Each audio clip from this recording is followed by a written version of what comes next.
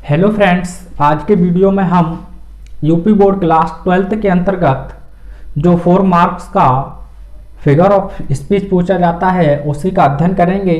तो मैं आपको बिल्कुल इजी तरीके से उनके डेफिनेशन और एग्जाम्पल बताऊंगा, जिससे आप अच्छी तरह से लर्न करने के बाद बोर्ड एग्जाम में आसानी से लिख सकते हैं। तो फ्रेंड्स देखते हैं फिगर ऑफ स्पीच, जिसे आप हिंदी में कहते हैं अलंकार। जिसे आप हिंदी में कहते हैं अलंकार। अलंकार जिस प्रकार किसी बात को शोभनीय करने के लिए, या आप एक एग्जांपल ले सकते हैं, जैसे आभूषण स्त्री का जो शोभा बढ़ाते हैं, यानी कि जो आभूषण होते हैं स्त्री की जिस तरह से शोभा बढ़ाते हैं, उसी प्रकार से फिगर ऑफ स्पीच का यूज हम किसी भी सेंटेंस में उसके जो भाषा होती है उस भाषा को माधुर्य, नवीनतम एवं सरल बनाने के लिए और सौंदर्य बनाने के लिए हम फिगर ऑफ स्पीच का यूज करते हैं। तो फ्रेंड्स जैसे एक सेंटेंस लिखा हमने कि his brother is a lion. His brother is a lion, यानी उसका भाई एक शेर है। तो आप देखेंगे एक सिंपल सेंटेंस है, लेकिन इसी सेंटेंस को थोड़ा और रुचिपूर्ण एवं एक अलग तरीके से दिखाने के लिए, यानी शोभनीय बनाने के लिए हम फिगर ऑफ स्पीच का यूज इस प्रकार से कर सकते हैं कि his brother is like a lion. तो फ्रेंड्स यहाँ हमने फिगर ऑफ स्पीच का यूज कर दिया है कि उसका भाई एक शेर की तरह है। तो आप देखेंगे ये वाला सेंटेंस आपको ज्यादा इफेक्टिव लगेगा, यानी प्रभावपूर्ण, और यह थोड़ा सिंपल सेंटेंस लगा है। तो फिगर ऑफ स्पीच का किसी भी वाक्य को और अधिक सौंदर्यपूर्वक बनाने के लिए हम फिगर ऑफ स्पीच का यूज करते हैं। तो फ्रेंड्स देखते हैं आपके बोर्ड के अंतर्गत जो फिगर ऑफ स्पीच हैं। तो आपका पहला है सिमली। जिसे आप हिंदी में कहते हैं उपमा अलंकार। उपमा अलंकार। तो फ्रेंड्स इसकी डेफिनेशन देखते हैं। डेफिनेशन तो बिल्कुल सरल है, ज्यादा डिफिकल्ट नहीं है, आराम से आप लर्न कर सकते हैं। तो आप लिखेंगे simile is the figure of speech in which। इतना फ्रेंड्स आपको कोई भी स्पीच देखने को मिले इतना आप याद रखेंगे। बस यहाँ पर जो अलंकार है उसका नाम अलग कर देंगे आप, नहीं इतना आपको सेम सभी में लिखना है, बस यहाँ नाम चेंज करना है आपको। Simile is the figure of speech in which, यानी सिमली वह अलंकार है जिसमें टू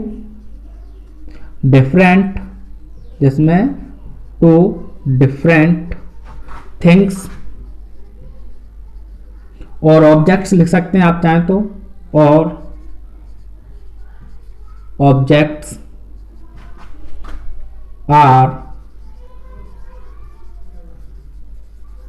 कंपेयर्ड।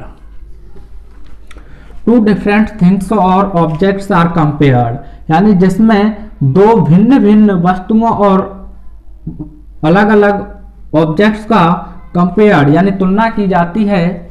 और आगे लिख सकते हैं एंड और द वर्ड या words of comparison,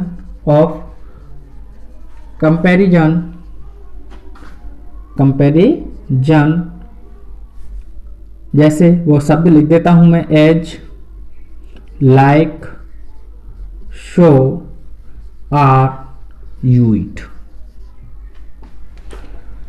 and words of comparison as, like, so are used, यानी कि तुलना करने वाले शब्द एज, लाइक, शो प्रयोग होते हैं। तो डेफिनेशन एक बार फिर से देख लेते हैं friends. Simile is the figure of speech in which, यानी सिमली वह अलंकार है जिसमें टू डिफरेंट थिंग्स और ऑब्जेक्ट्स आर कंपेयर्ड, जिसमें दो भिन्न भिन्न वस्तुओं की तुलना की जाती है। And words of comparison as, like, so are used, और तुलना करने वाले शब्द एज, लाइक, सो प्रयोग किए जाते हैं। तो फ्रेंड्स इसके कुछ एग्जाम्पल देख लेते हैं। एग्जाम्पल्स को आप अच्छी तरह से लर्न कर लें, क्योंकि एक फिगर ऑफ स्पीच पूछा जाएगा जिसके लिए आपको 4 मार्क्स दिए जाएंगे बोर्ड एग्जाम में। जैसे एक एग्जाम्पल लिखा मैंने, से एज फ्रेश एज ड्यू। तो फ्रेंड्स देखेंगे तो भिन्न भिन्न चीज हैं। यहाँ से यानी वह और ड्यू यानी कि ओस, दो अलग अलग चीजें हैं, काइंड्स कह सकते हैं, प्रकार दोनों अलग अलग हैं। उनमें तुलना की गई है कि वह उतनी ताजा है जितनी की ओस। तो आप देखेंगे आपके जो वर्ड भी आपको देखने को मिले हैं कंपैरिजन करने वाले। एक और एग्जांपल लेते हैं फ्रेंड्स, जैसे life is like a dream. तो देखें इसमें भी, यानी जीवन एक स्वप्न की तरह है। अगर आप इसे हटा देंगे लाइक को, तो आपका एक सिंपल सेंटेंस ही रह जाएगा, यानी जीवन एक स्वप्न है। तो उसी की शोभा बढ़ाने के लिए हमने यहाँ सिमिली का यूज किया है कि life is like a dream, यानी जीवन एक स्वप्न की तरह है। एक और एग्जांपल चाहे तो फ्रेंड्स लिख सकते हैं आप, जैसे राणा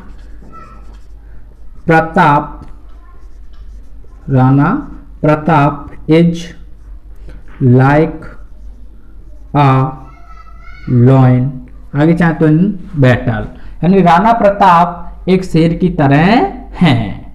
आई होप फ्रेंड्स इतना आपको क्लियर हुआ होगा। आप चाहे तो एक इसका स्क्रीनशॉट ले लीजिए, फिर देखते हैं सेकंड फिगर ऑफ स्पीच। तो फ्रेंड्स आपकी जो सेकंड फिगर ऑफ स्पीच है वह है मेटाफर या मेटाफर, जैसे हिंदी में कहते हैं रूपक अलंकार। रूपक अलंकार, तो इसकी जो डेफिनेशन होगी फ्रेंड्स वह कुछ इस प्रकार से होगी। डेफिनेशन यानी परिभाषा कि इतना तो आप लिखेंगे, मैंने आपको बताया है कि metaphor is the figure of speech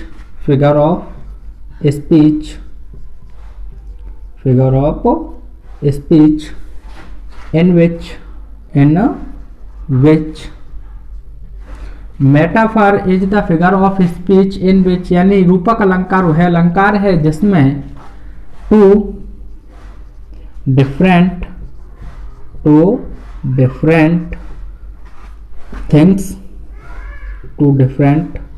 things are compared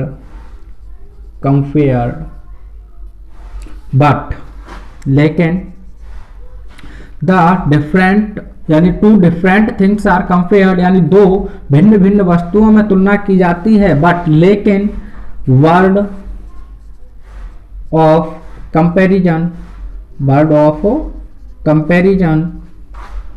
जो आपके वर्ड थे as like so are not used,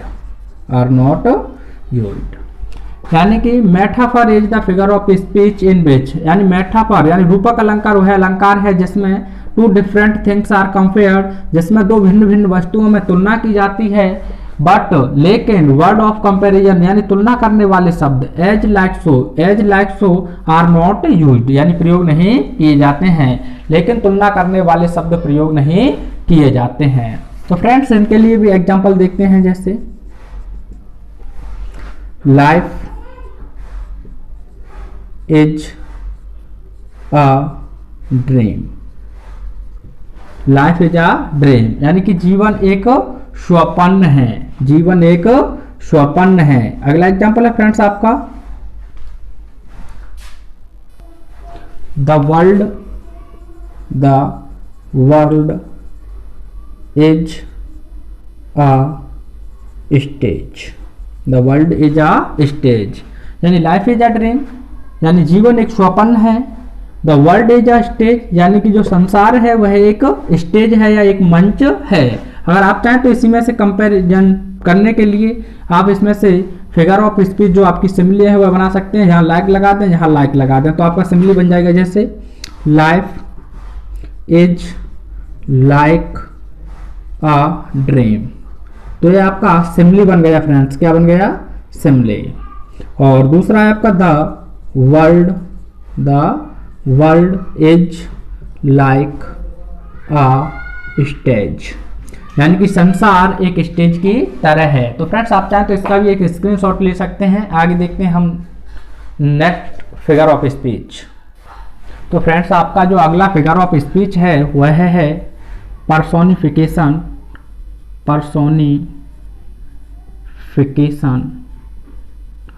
जैसे आप हिंदी में कहते हैं मानवीकरण। मानवीकरण। तो इसकी भी आप डेफिनेशन कुछ इस प्रकार से लिख सकते हैं। Definition is personification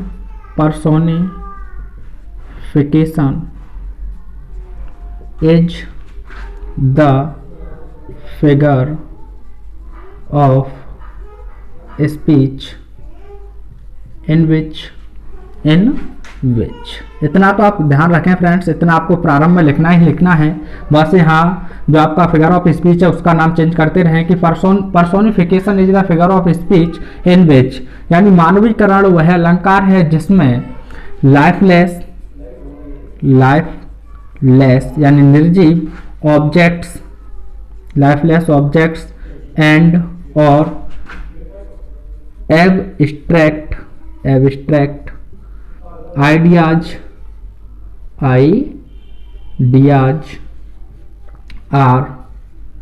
ideas are thought of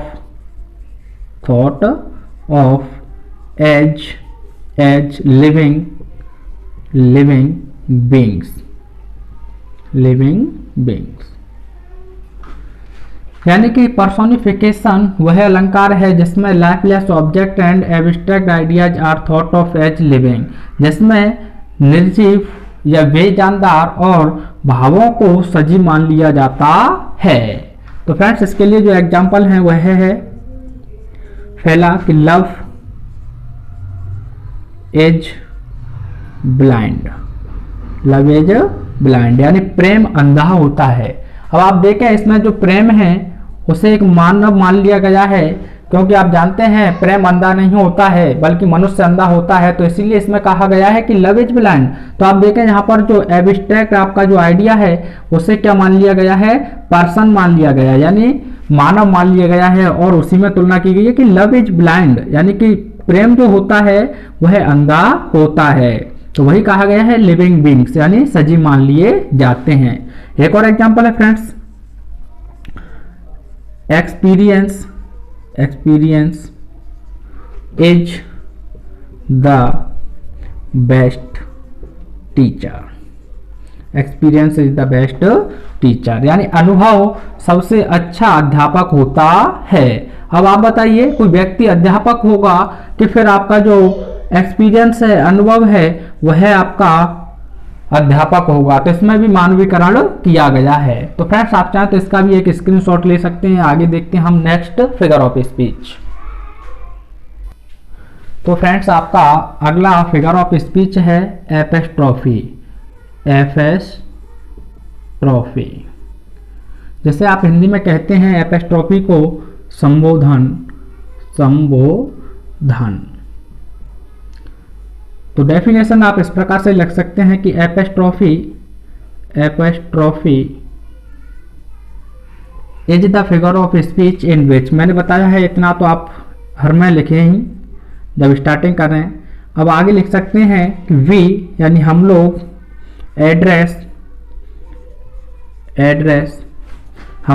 address यानी संबोधित करते हैं अ डेड एक मृत पर्सन यानी व्यक्ति को, अ डेड पर्सन एक मृत व्यक्ति को, और अथवा सम यानी कि कुछ लाइफलेस निर्जीव objects and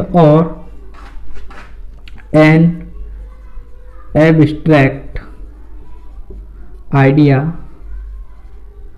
as a living person. तो इसकी डेफिनेशन कुछ इस प्रकार से लिख सकते हैं कि apostrophe is the figure of speech in which, यानी कि संबोधन वह अलंकार है जिसमें we address a dead person or some lifeless object and an abstract idea as a living person। हम लोग एक मृत व्यक्ति अथवा कुछ निर्जीव वस्तुओं को अथवा एक भावात्मक विचार को सजीव व्यक्ति के रूप में संबोधित करते हैं, यानी संबोधित करते हैं। तो इसके लिए आप एक एग्जांपल लिख सकते हैं, जैसे ओ वर्ल्ड, उसके बाद ओ टाइम या ओ लाइफ और ओ टाइम, इस प्रकार से। तो फ्रेंड्स इसके लिए जो एग्जांपल है वह इस प्रकार से लिख सकते हैं कि ओ वर्ल्ड, ओ लाइफ, ओ टाइम। जैसा कि एलिमेंट में पहली लाइन ली गई है कि ओ वर्ल्ड, जिसमें संबोधित किया गया है कि हे संसार, ओ लाइफ हे जीवन, ओ टाइम हे समय, यानी कि इसे संबोधित किया गया है। तो आप देखें ये लाइफलेस ही हैं, तो उनके लिए बताया गया है, एक निर्जीव होती हैं। अगला एग्जांपल आप रख सकते हैं फ्रेंड्स इसके लिए कि O death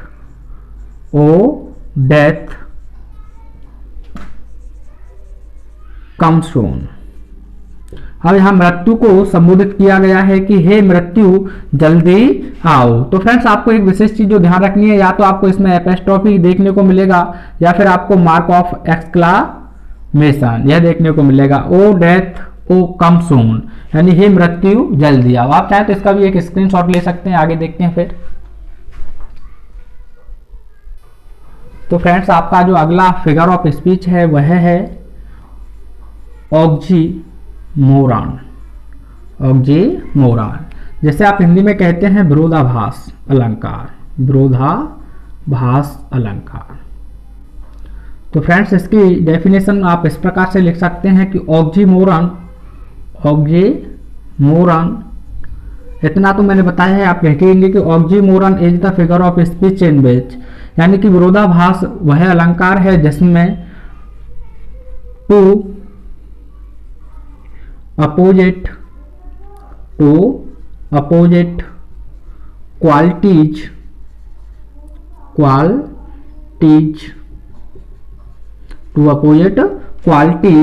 are added to the same thing. यानी ऑक्सीमोरन वह अलंकार है जिसमें टू अपोजिट क्वालिटीज, यानी कि दो अलग अलग गुणों के are added to same thing, यानी दो अपोजिट गुणों को एक ही वस्तु से जोड़ दिया जाता है। जैसे एक एग्जांपल है फ्रेंड्स, जैसे it is a open secret, it is a open secret. देखो फ्रेंड्स इसमें दो बातों को अलग अलग जोड़ दिया गया है। कहा गया है कि एक तो ओपन है यानी खुला हुआ है, तभी दूसरी तरफ कह दिया गया है कि वह सीक्रेट है यानी रहस्य है। तो आप देखें तो दोनों अपोजिट हैं गुण, और एक ही चीज से जोड़ दिए गए हैं कि यह एक खुला रहस्य, अर्थात यह खुला भी है और रहस्य भी है। तो यह आपका विरोध बताता है, यानी खुला भी है उसके साथ ही साथ यह रहस्य भी है, तो यह एक खुला रहस्य है। तो आप देख सकते हैं दो अलग अलग गुण हैं लेकिन उसमें एक ही वस्तु से जोड़ दिए गए हैं। एक और एग्जांपल लेते हैं फ्रेंड्स, जैसे life is a bitter sweet, life is a bitter sweet, यानी जीवन एक कड़वा सच है। तो आप देखेंगे कड़वा भी है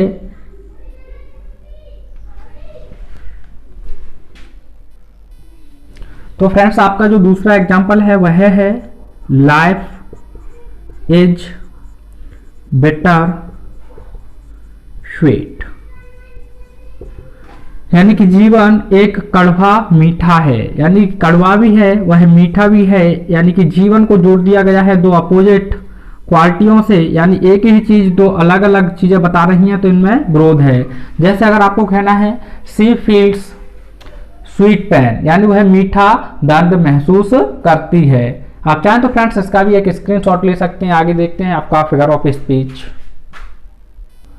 तो फ्रेंड्स आपका अगला फिगर ऑफ स्पीच है हाइपरबल।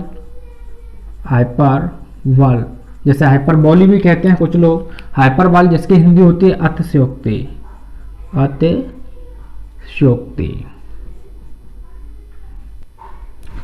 तो आप डेफिनेशन इसके कुछ इस प्रकार से लिख सकते हैं कि hyperbole is the figure of speech in which, यानी कि अतिशयोक्ति अलंकार वह अलंकार है जिसमें थिंग्स यानी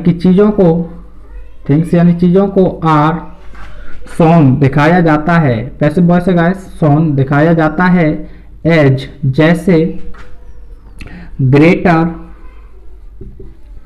और लेस, या फिर आप कह सकते हैं बेटर और वर्स देन दे आर। काफी सिंपल डेफिनेशन लिखा रहा हूं फ्रेंड्स, आराम से लर्न कर सकते हैं कि in the figure of hyperbole in the is the figure of speech, यानी hyperbole is the figure of speech in which, यानी अतिशयोक्ति अलंकार वह अलंकार है जिसमें थिंग्स आर शोन, यानी वस्तुएं दिखाई जाती हैं, एज ग्रेटर, लेस, बेटर और वर्स देन दे आर, यानी कि चीजों को जो हैं उनकी अपेक्षा घटा बढ़ाकर दिखाया जाता है। तो फ्रेंड्स इसके लिए जो आप दो एग्जांपल लिखेंगे तो वह यह है। पहला एग्जांपल है I have not seen him for edges. I have not seen, मैंने उन्हें नहीं देखा है या मैंने नहीं देखा है उसे, फॉर एजेज यानी युगों युगों से, मैंने उसे युगों युगों से नहीं देखा है। अगर फ्रेंड्स आप ये कहें कि मैंने उसे वर्षों से नहीं देखा तो चलेगा, लेकिन युगों युगों से नहीं देखा है तो आप देखेंगे इसमें बात को कुछ ज्यादा ही बढ़ाकर कर दिया गया है। अगला एग्जांपल है फ्रेंड्स द रिवर्स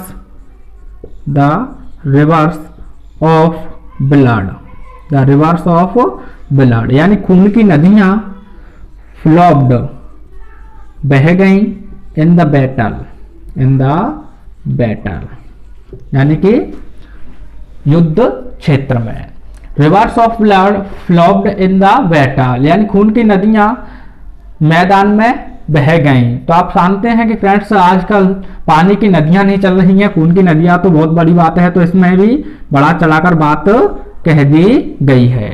तो फ्रेंड्स आप चाहे तो इसका एक स्क्रीनशॉट ले सकते हैं। आगे हम इसका अंतिम जो आपके बोर्ड में है उसे देखते हैं। तो फ्रेंड्स आपका जो अंतिम फिगर ऑफ स्पीच है वह है ओनोमोटोपोइया, जैसे हिंदी में कहते हैं ध्वनि सूचक। तो आप इसकी डेफिनेशन इस प्रकार से लिख सकते हैं कि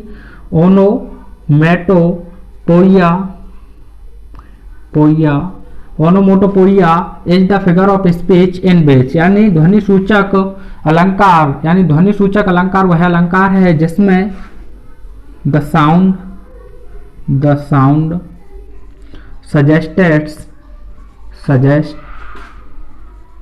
suggests the sense